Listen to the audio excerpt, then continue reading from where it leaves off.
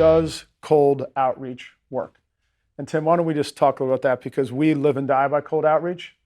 We wouldn't have a business if we didn't do cold outreach, so we're big believers, but why don't you walk through why we believe it works? Yeah, I mean, going back to the example we touched on earlier with our partners at Spruce, the real estate lender, half of the PM meetings we had were first time, new relationships, right? And the reason why cold outreach does work, and getting back to your point of city scheduling, so putting those 8 to 10 cities on the books, reaching out for those time slots, having that clear call to action in the email, right? It's an efficiency tool to cover a large channel, which is the RA channel and others, but it works because it is the lifeblood, right? And the main reason why I say that is the analyst job changes and turnover that we see, especially in Dakota Marketplace, of the 50,000 contacts, we track 5 to 7 job changes a day.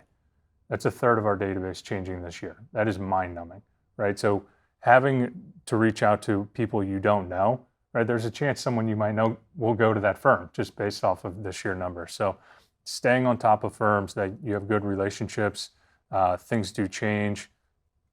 Relationships go from passive to active or active passive, right? You just never know. But it's an active outreach, right? You're taking proactive action to make something happen. If all you're doing is waiting for referrals, it's just never going to happen. Mm-hmm. You know what I mean? It's just, you have to be able to push out to get a reaction. And we've always believed that it works. We do it every single day. We're huge believers. In fact, one of our, our young, Jimmy Gabrielson just sent 2 emails, and he's brand new. We just got him going, and he just booked his first meeting. Yeah. Right. So and it works. We do get asked quite a bit, right? We understand emerging managers and fundraisers for the most part wear a lot of hats, right? You're compliance, you're doing due diligence questionnaires, you're doing the webinars, you're supposed to be out fundraising, right? So we do hear, well, I just don't have the time for cold outreach, right? I've got my handful of relationships.